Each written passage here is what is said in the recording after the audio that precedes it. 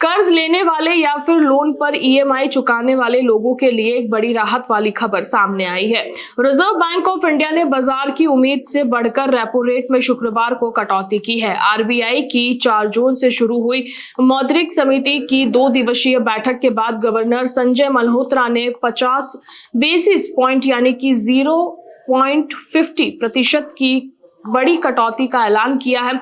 इसके बाद अब रेपो रेट घटकर 5.5% पर आ गया है। आरबीआई की तरफ से बीते 6 महीने में लगातार रेपो रेट में तीसरी कटौती है। इससे पहले इस साल फरवरी में 25 बेसिस पॉइंट को और बाद में फिर अप्रैल में 25 बेसिस पॉइंट की कटौती की गई थी, जिसके बाद रेपो रेट 6% पर आ गया था। केंद्रीय बैंक के इस फैसले के बाद कार, होम समेत सभी तरह के लोन सस्ते हो जाएंगे। आरबीआई गवर्नर संजय मल्होत्रा ने रेपो रेट में कटौती करते हुए कहा कि उनके इस कदम से देश के अंदर निवेशकों को भरपूर मौका मिलेगा।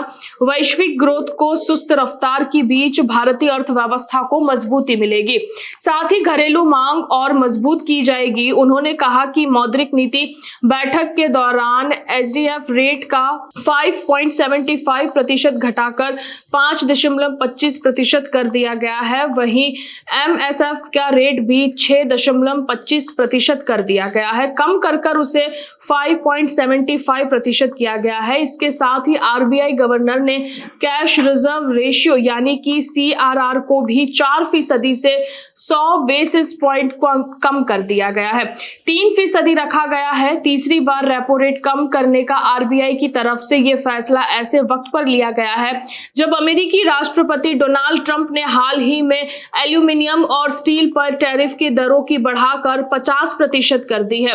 भारत इन दोनों ही प्रोडक्ट का बड़ा निर्यातक रहा है। ऐसे में भारत के लिए एक बड़ा झटका माना जा रहा था। संजय मल्होत्रा ने वित्त वर्ष 2026 के लिए ग्रोथ रेट 6.5% बने रहने की उम्मीद जताई है। उन्होंने कहा कि देश का विकास दर पहली तिमाही में 6.5%, दूसरी तिमाही में 6.7% और तीसरी तिमाही में 6.6% और चौथी तिमाही ग्रोथ रेट में 6.3% रह सकता है।